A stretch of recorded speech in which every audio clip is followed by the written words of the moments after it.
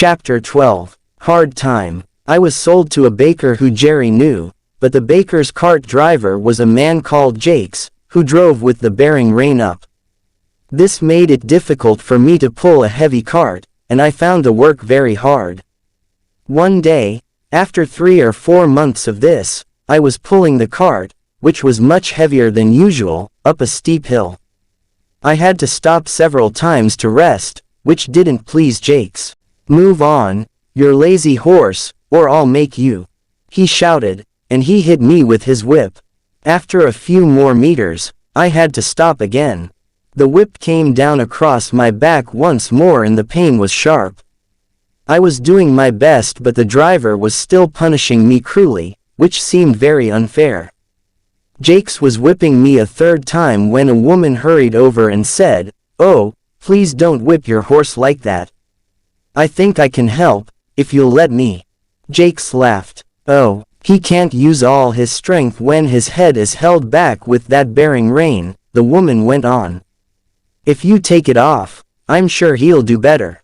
"Anything to please a lady," said Jakes, smiling.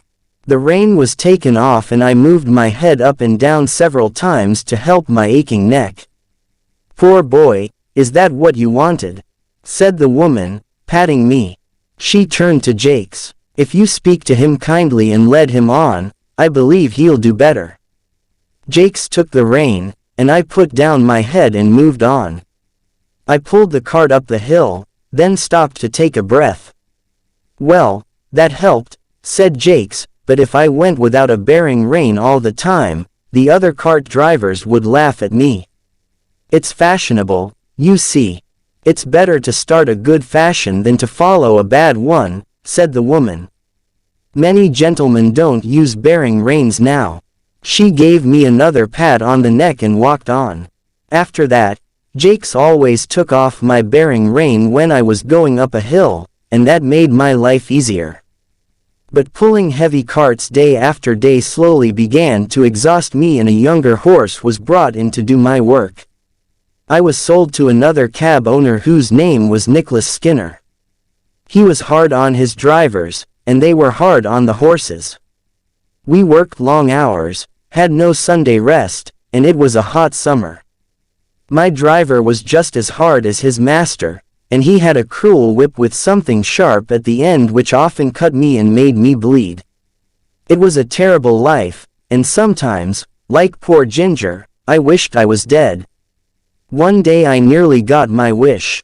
We were at the railway station when a family of 4 people hired us. There was a noisy man with a lady, a little boy, a young girl, and a lot of heavy luggage. "Father," said the young girl, "this poor horse can't take us and all our luggage. He's too tired." "Oh, he's all right, miss," said my driver. He put a heavy box on the cab with the other luggage. "Father, please take a second cab," said the girl. "I'm sure this is very cruel." "Grace, get in at once, and don't be stupid," said her father. "The driver knows his own business." My gentle friend had to obey, and box after box was lifted up and put on the top of the cab, or next to the driver.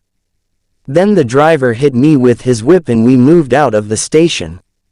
The cab was very heavy and I had not eaten or rested since early that morning. I did my best and got along quite well until we came to Ludgate Hill. By then I was exhausted, and the heavy cab was too much for me. My feet went from under me and I fell heavily, knocking all the breath out of me. I lay quite still because I could not move.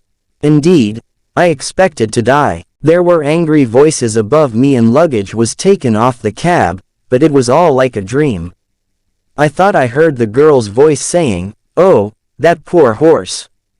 It's all our fault." Someone loosened my bridle and collar, and another voice said, "He's dead, he'll never get up again."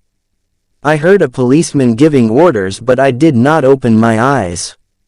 Cold water was thrown over my head, some medicine was put into my mouth, and I was covered with a cloth. I don't know how long I was there, but a man with a kind voice persuaded me to try to get up, and I managed it. Then I was gently led to some stables close by. That evening, I was taken back to Skinner's stables, and the next morning the horse doctor came to see me. "He's been worked too hard," said the doctor. "There's no strength left in him." "Then he must go for dog food," said Skinner. "I have no fields for sick horses. It doesn't suit my business. I work them for as long as they'll go, then I sell them for what I can get." "There's a horse fair in 10 days' time," said the doctor. "If you rest him and give him food, he may get better, and then you may get more than his skin's worth." I heard the girl's voice saying, "Oh, that poor horse. It's all our fault." Luckily for me, Skinner took the doctor's advice and, after rest and food, I began to feel better. 10 days later, I was taken to the horse fair, a few miles outside London.